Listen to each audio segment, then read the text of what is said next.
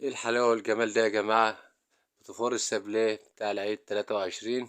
حاجة كده بسم الله ما شاء الله الشكل، وان شاء الله طعم جميل جدا يعجبكم بإذن الله. هنشوفها مع بعض النهاردة. زي ما انتم شايفين كده السابليه بتاعنا شكله جميل جدا، مفرول ناعم زي ما انتم شايفينه ما شاء الله. حاجة كده هنجربها مع بعض النهاردة، نشوف المقادير بتاعتنا مع بعض. بسم الله الرحمن الرحيم. السلام عليكم ورحمة الله وبركاته. من مطبخ نادر سليمان ان شاء الله هنعمل مع حضراتكم بطريقة سهلة وبسيطة جدا طريقة عمل بيتي السابليه بتاع أكبر المحلات. بطريقة سهلة وبسيطة. هنعمل مع بعض إن شاء الله نص كيلو دقيق، فيه 300 جرام زبدة صفراء، أي زبدة صفراء، فيرن، نيوزيلندي، جنة، أي زبدة صفراء عندك بطريقة حرارة المطبخ. معانا 150 جرام سكر بودر، ومعانا بيضة كبيرة، بيضة وعليها فانيليا حوالي 1 جرام. هي بيضة ونص بس، ممكن يعني لو بيضة كبيرة مفيش مشاكل هتمشي ان شاء الله. ومعانا 2 جرام بيكنج باودر. هنبدأ مع بعض ان شاء الله. العجين بتاعنا هنحط الاول الزبدة، 300 جرام زبدة بدرجة حرارة المطبخ زي ما انتم شايفينها كده.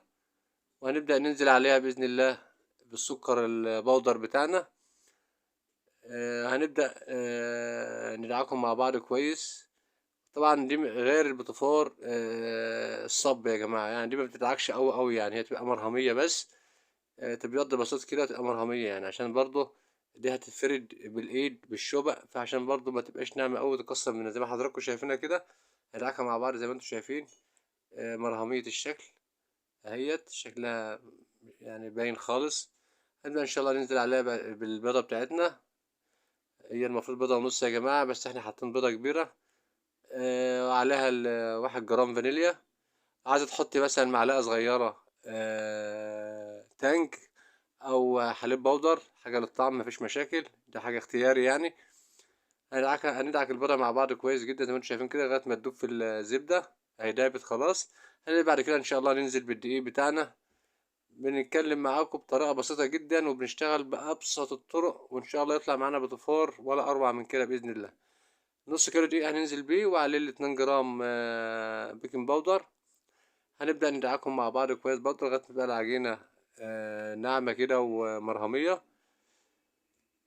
أهم حاجة يا جماعة، لو عجبكم الفيديو اللي ما اشتركش في القناة يشترك وفعل الجرس عشان يوصلكم كل جديد إن شاء الله بإذن الله. هنبدأ نقلب الدقيق كويس لغاية ما يختفي في العجين زي ما انتم شايفين كده. وهنبدأ برضه عشان ندعكها كويس هنبدأ نشيلها على الرخامة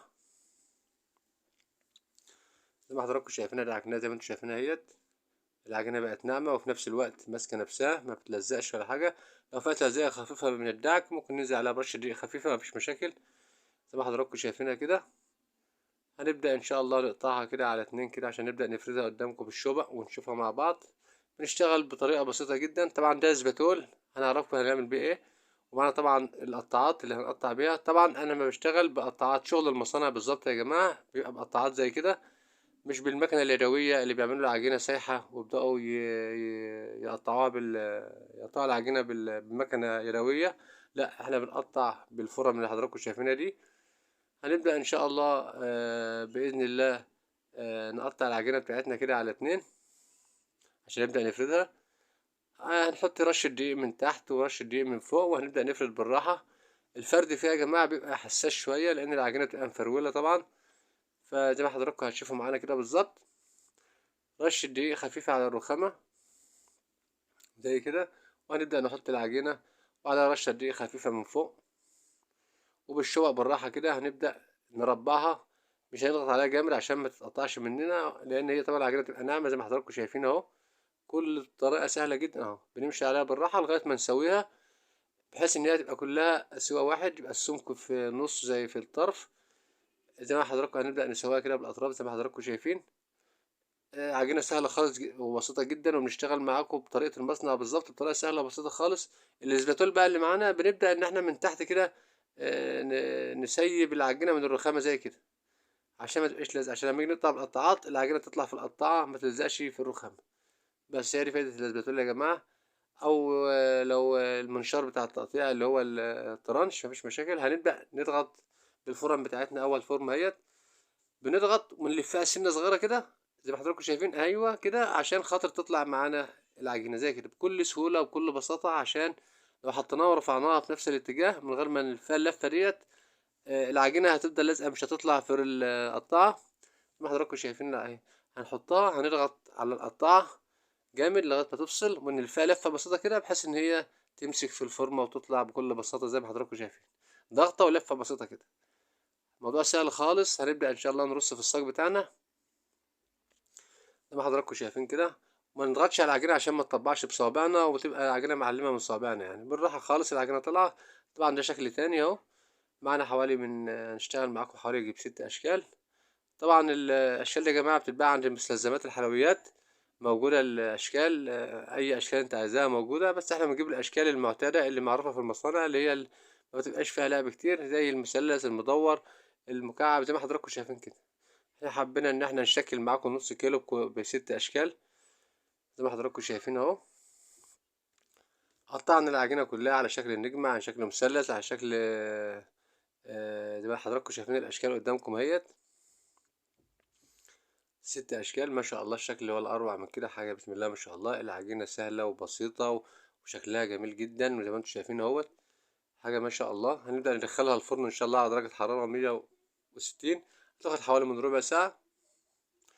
العجين البوتفور يا جماعة يعني ما بيبقاش ما بنحمروش أوي، ما بنضغطش عليه في النار أوي يعني، ياخد أرضية ووش كده، لأنه يبقى مفرول وناعم إن شاء الله يعجبكم بإذن الله. هندخلها الفرن ربع ساعة، هتطلع من الفرن زي ما حضراتكم شايفين كده بسم الله ما شاء الله، شكلها جميل جدا أهو. شايفين البوتفور يا جماعة عامل إزاي؟ شكله جميل، أرضيته عاملة إزاي؟ ما شاء الله حاجة جميلة خالص. إن شاء الله جربوه ويعجبكم بإذن الله بطريقة سهلة وبسيطة جدا زي ما حضراتكم شايفين. هنبدأ نلزق طبعا كل اتنين مع بعض، يا إما بعسل بتاع الكنافة التقيل أو بمربى مشمش. احنا جايبين المرة دي مربى مشمش، كنا عاملين في البيتافور الكيس المرة اللي فاتت عسل، المرة دي حبينا نغير ونجيب مربى مشمش. بنلزق بكل بساطة زي ما حضراتكم شايفين كده أهو، نظبطهم على بعض زي كده، وما نكترش مربى أوي عشان ما تبقاش مسيلة. هنبدأ نلزق بالمربى كل شكلين مع كل قطعتين على بعض زي ما حضراتكم شايفين اهو. موضوع سهل وبسيط خالص. البوتفور السابليه يعتبر أرقى أنواع البوتفورات، وفي نفس الوقت بنشتغله بطريقة المصانع بطريقة سهلة جدا وبسيطة قدامكم زي ما انتم شايفين، حاجة كده يعني ما شاء الله. هنلزق كل الكمية بتاعتنا طبعا زي ما حضراتكم شايفين كده، كل شكل مع بعضه اهو. ده نص كيلو دقيقة يا جماعة هيعمل معانا حوالي من كيلو ونص أو ممكن يزيد، حاجة ما شاء الله يعني بتفرط معانا. طبعا كيلو السبلية يا جماعة بيتباع ب200 جنيه و250 جنيه في المحلات، هنعمله بطريقة سهلة بسيطة وبتكلفة خفيفة خالص، وإن شاء الله يطلع معانا ولا أروع من كده. الشوكولاتة بتاعتنا زي ما حضراتكم شايفين مسيحينها على حمام مية وعلى نقطة زيت صغيرة عشان اللمعة تبقى موجودة. وهنبدأ نمسك البطاطاية زي كده، وهننزل بوشها على وش الشوكولاتة زي كده، لحد إن احنا إن هي يعني تاخد شكل الشوكولاتة زي ما انتم شايفين كده. ما شاء الله شكلها جميل جدا. شايفين اللمعة يا جماعة عاملة ازاي؟ حاجة بسم الله ما شاء الله. بكل بساطة خالص هنطلع أحلى بوتفور سابليه. هنجيب الصاج عليه منديل بلاستيك زي كده، وهنبدأ ناخد البوتفور بتاعنا زي ما حضراتكم شايفين واحدة بواحدة كده، هنبدأ نحطهم ونرصهم بشكل حلو كده.